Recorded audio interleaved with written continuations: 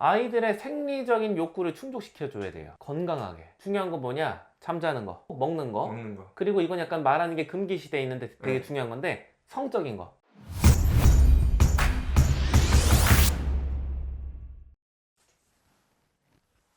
대치동 내부 고발자입니다. 오늘은 가정교육하고 우리 선생님의 영향을 말씀드리려고 합니다. 어떤 게 비율이 더 크냐 이런 거에 대해서 의견이 분분할 수 있는데 저는 7대3으로 봐요. 가정교육이 7, 선생님의 영향은 3. 다른 요인이 실은 많긴 한데 이분법을 써갖고 그 두 개의 비중만 따지면은 가정이 7이다 이렇게 봅니다. 어떻게 보십니까? 저도 비슷하게 생각해요. 3분의 1 선생님, 3분의 2 집 이렇게 보거든요. 저는 뭐 이제 학원 같은데 여러 군데 다녀보고 뭐 대형학원 이런 데서 제일 좋은 평판을 받는 선생님이랑 제일 푸대접을 받는 선생님의 단기적인 내신 성적 데이터를 비교해 본 적이 있어요. 그게 얼마 점수 차이가 날까? 5점 평균. 그 학원에서 영웅 취급을 받는 선생님의 데이터랑 내일 당장 잘려도 이상할 게 없다 하는 사람의 아이들 평균 점수를 비교해봤어요. 되게 많아요. 표본이 5점 차이 나요. 단기적으로는 그 정도로 보고 있거든요. 단기적으로 선생님이 소통 같은 거 안 하고 개인 상담 같은 거 안 하고 기술적인 측면만 전달을 했을 때 차이 낼 수 있는 건 5점. 그럼 나머지 95점은 어디서 오냐? 다른 데서 온다. 개선이 필요하다 생각하는 거는 부모님들이 이 5점에 목숨을 거시는 거예요. 설명에 찾아다니면서 100에 5에 해당하는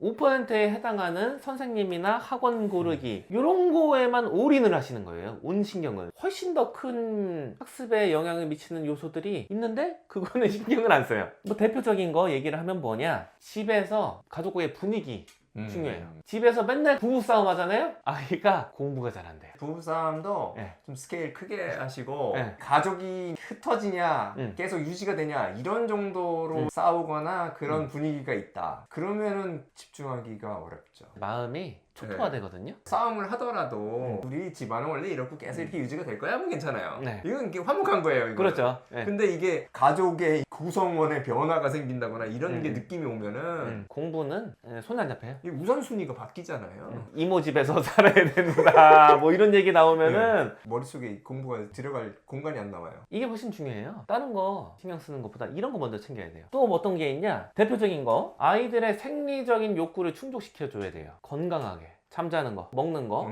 그리고 이건 약간 말하는 게 금기 시대에 있는데 되게 중요한 건데, 성적인 거. 인간이잖아요. 특히나 10대 이제 후반의 아이들, 고등학생들이죠. 이 아이들은 자기가 감당이 안 되면은 정말 공부 못해요. 부모님들도 이거 약간 손 떼시는 분들 있잖아요. 손 뗐을 때 잘 돌아가면은 괜찮아요. 근데 이제 이 아이 혼자서 감당을 할 수가 없다. 이 상태가. 이 성적인 거를 어떻게 관리하는지를 아이가 스스로 이제 해결이 안 되는 상황이다. 그러면은 개입해야죠. 근데 요거는 실은 선생님들은 개입하기가 너무 힘들어요. 저는 실은 남학생 같은 경우에는 가끔 얘기해요. 따로 이제 눈에 좀 보이는 애들이 있거든요. 이제 상담 같은 거 하잖아요. 애들 이제 불러서 뭐 잠깐씩 얘기하는데 넌지시 우회적으로 좀 할 때 있는데 알아듣는 것 같아요. 그런 거 빨리 알아듣자.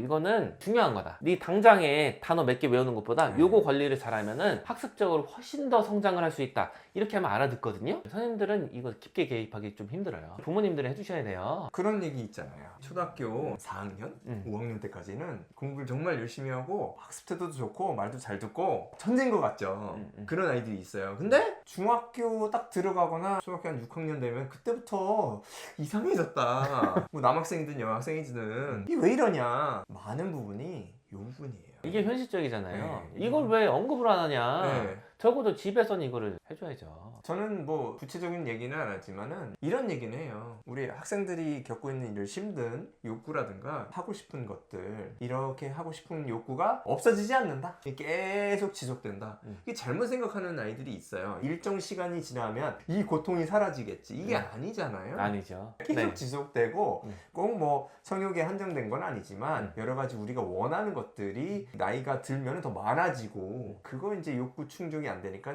고생하고 힘들고 괴로운 건데 이런 게 계속 지속되잖아요. 전 이 정도는 얘기를 해줘요.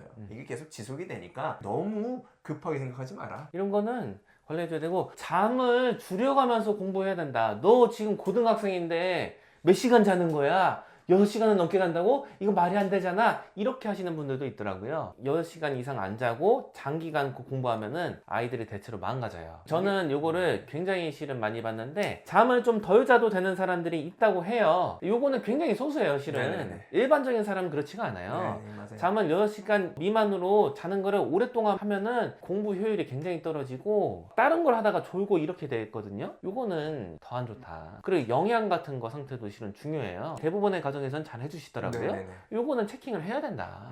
학원 고르기 이런 것보다 더 중요해요. 인간관계 이거가 되게 중요하잖아요. 친구들 사이에서 따돌림 받는다? 공부 못해요? 대부분의 경우에는 옆에서 누가 나 괴롭히고 뭐 따돌림 막 하고 하는데 다 무시하고 난 괜찮아 하고 공부할 수 있는 애들은 진짜 얼마 안 될 거예요. 인간관계 같은 것도 어느 정도 아이들이 원만하게 할 수 있도록 어렸을 때부터 팁 같은 거 주시고 어울리는 거를 좀 이제 환경을 마련해 주셔야 돼요. 안 그러면은 이것 때문에 공부가 무너지는 경우가 굉장히 많아요. 실은 친구 관계 틀어지거나 성격이 좀 모난 경우에는 애들이 따돌리고 이러잖아요. 이래 갖고 공부 못하는 애들 엄청 많이 봤거든요. 그래서 요거는 관리를 해주셔야 된다 이런 생각을 합니다. 근본적인 이제 말씀을 드리면은 공부를 하는 이유 중에 하나가 지금이 아니라도 미래 상태에서 남들이 나를 어떻게 평가하냐 그런 것 때문에 공부를 하는 요인이 크거든요. 그런데 지금 현재 아이들한테 좀 무시당하거나 이렇게 소속감을 못 느낀다 하면은 연결이 잘 안 돼요.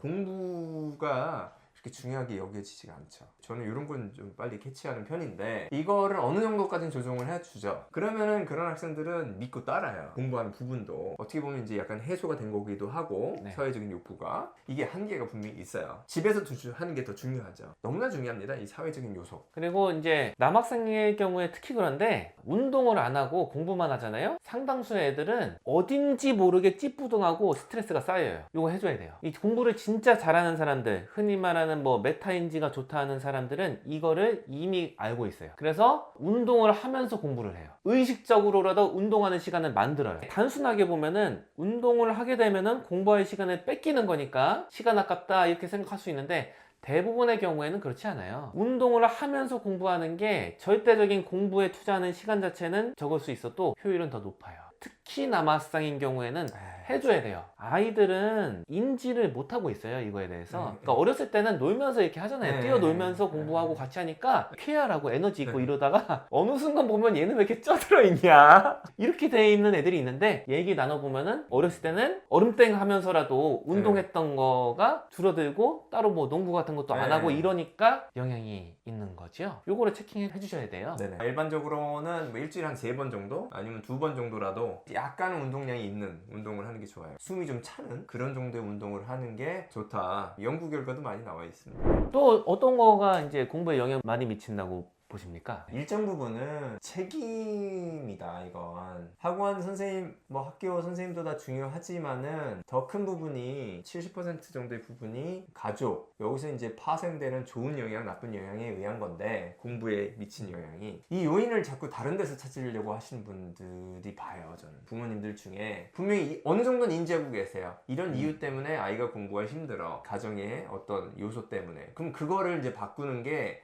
가장 올바른 길인데 그게 좀 힘들거나 아니면 그게 하고 싶지 않으셔서 다른 데서 자꾸 찾으시는 거예요. 그래서 뭘 찾냐? 좋은 선생님, 좋은 공부 방법, 좋은 책 이런 것들을 찾는 거예요. 그거 찾으면은 얘가 좋아지겠지. 근데 그거는 올바른 방법은 아니에요. 어떤 문제가 있다고 하면 그 문제를 해결하려고 노력을 하고 최소한 그 문제를 해결하고 있다 이런 메시지를 주고 아이도 그런 걸 알면은 좀 이해하기가 쉽죠. 그 상황 자체가 힘든 상황이라고 해도. 그렇지 않고 다른 데서 찾으려고 하면 왜곡이 일어납니다. 이 왜곡이 많아지면 아이의 그 논리적인 사고에 큰 지장이 있어요. 가족에 문제가 있는데 다른 데서 자꾸 찾는다.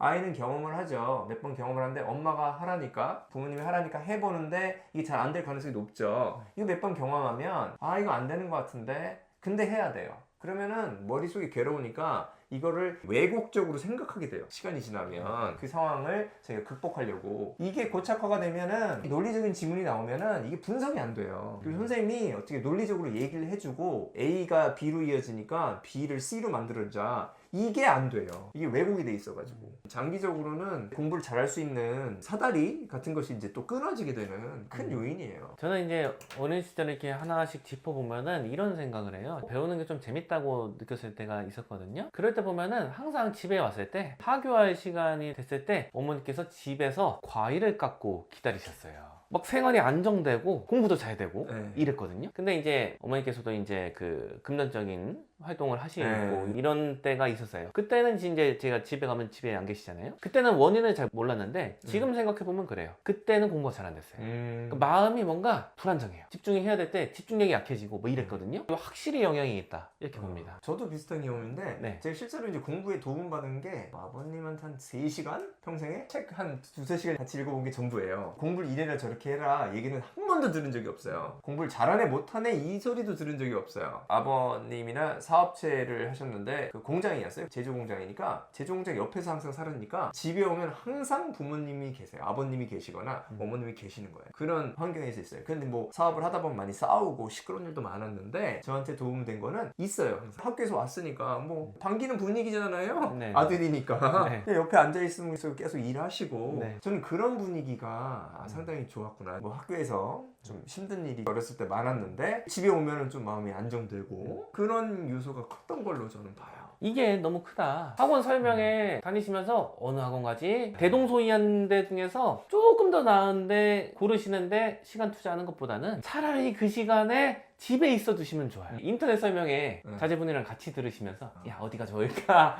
이게 낫지. 직접 가시는 것도 이제 애정해서 이렇게 하시는 거잖아요. 네. 그거보다는 이제 시간 투자 대비 효과가 이게 낫다. 같이 있어 두기. 감히 제가 이제 제안을 드리면 뭐 그림은 이렇게 그리면 좋겠네요. 과일이 깎여져 있고 책을 읽고 계시다. 이렇게 쫙 이렇게 여기서 이제 한술 더 뜨면은 뭔가 글을 작성하고 계시다. 책을 읽으시고 그리고 그거를 이제 같이 읽어보자 이렇게 공유할 수도 있고 뭐 너무 좋은데요? 마음은 따뜻해지고 네. 나도 좀 책 좀 읽어볼까 나도 글 좀 써볼까 이렇게 이런 마음이 조금씩은 들 것 같아요. 그러네요. 한 1-2년 지나면은 한 번씩 네. 써볼 것 같아요. 계속 지속이 된다고 하면. 문득 기억이 나는 게 네. 초등학교 때 이럴 때 학교에서 배운 내용 같은 거 있잖아요. 네. 사회 체제, 민주주의. 야, 네. 민주주의가 뭐야? 이걸 처음 배우고 왔어요. 집에 와서 민주주의란 게 있대요. 얘기를 했는데 그런 거 있는 거야. 오, 어떻게 알았지? 부모님이? 아, 그쵸.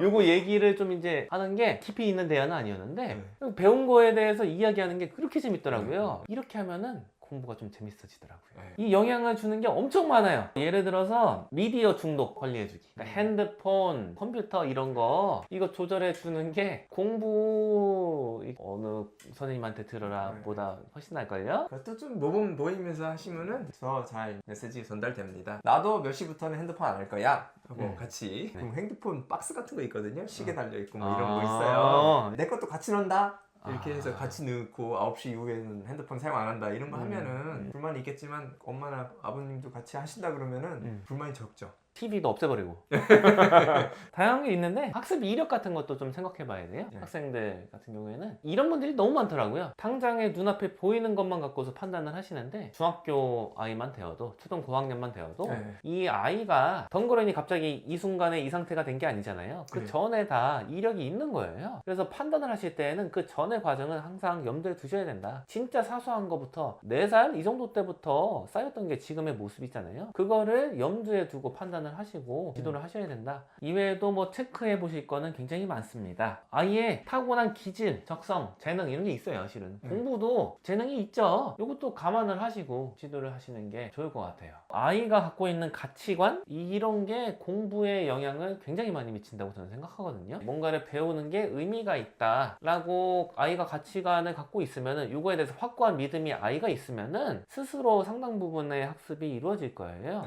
만약에 공부 쪽으로 어떻게든 유도를 하시려고 한다면은 공부가 어떤 의의가 있는지 인생을 통해서 보여주시라. 말로 이렇게 하는 게 아니라 공부에 따라서 삶이 달라지잖아요. 실은 이게 어떤 공부든지 간에 인생을 바꿀 수 있잖아요. 인생을 통해서 어떻게 보여주죠? 경험을 그냥 말씀 주시면 좋을 것 같아요. 뭐 만약에 제 자식이라고 하면은 아빠가 영어를 열심히 공부 안 했으면은 지금 우리 생활비는 어디서 나올까? 좋네요.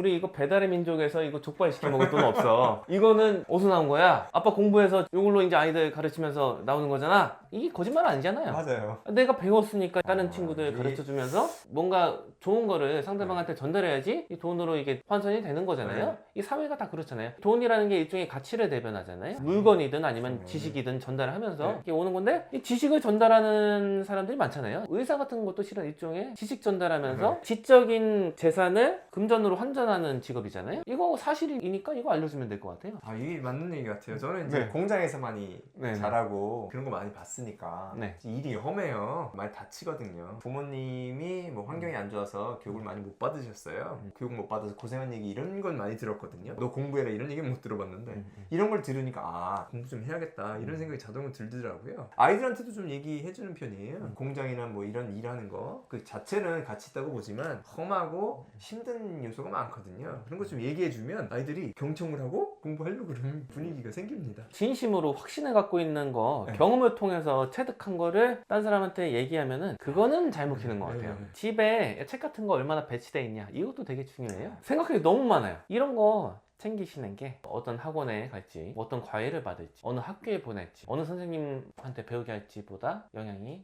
더 크다. 제가 이제 생각하는 게 뭐냐면은 좋은 선생님은 단순히 기술적인 지식을 전달하는 게 아니다라는 네. 생각을 맞아요. 하는 게 이런 거예요. 저한테 굉장히 큰 영향을 주셨던 분들은 삶의 여러 가지 측면에 영향을 주신 거예요. 삶을 대하는 자세에 대해서 말씀하신 거. 예를 들어서 제 옛날에 국어 선생님, 국어책으로 국어 수업을 한 적이 거의 없어요. 글 쓰고 돌아가면서 발표하는 거예요. 이런 수업을 하셨던 분이거든요. 그 선생님이 자기 영역이 아닌 것 같은 거에 대해서 얘기를 많이 하셨어요. 삶에 대한 태도, 열심히 해야 된다. 우직하게 해야 된다. 얌체같이 굴지 말고 곰처럼 우직하게 사는 게 맞는 것 같다. 이런 얘기를 경험에서 우러나서 좀 하셨거든요. 국어가 아니잖아요, 그거는. 국어 선생님인데 그 선생님이 저한테 학습에 도움을 많이 주셨다고 느끼는 거는 국어 지식을 전달해서가 아니에요. 그런 거를 얘기 많이 해주시고 제가 그거에 대해서 인생 전체를 두면서 계속 생각해 봤거든요. 그런 이 이슈에 대해서. 그래서 좋은 선생님이다. 이런 생각을 하는 거죠. 선생님의 영향이 커질 수 있는 거는 다른 영역들을 건들 수 있으니까. 그러니까 커지는 것 같기도 하거든요. 네. 공부에 영향을 미치는 게 이제 주로 선생님하고 가정 이렇게 좀 살펴봐서 어느 정도 영향이 있는지 저희 생각을 좀 정리를 해본 건데 도움이 됐으면은 네. 하고요. 이 정도면 된 것 같습니다. 아, 예. 그 댓글로 혹시나 뭐 중요한 거 있으면은 남겨주시면 될 것 같아요. 이 댓글 네. 네네네. 감사드리고요. 네. 저희도 많이 배운다는 거 알려드립니다.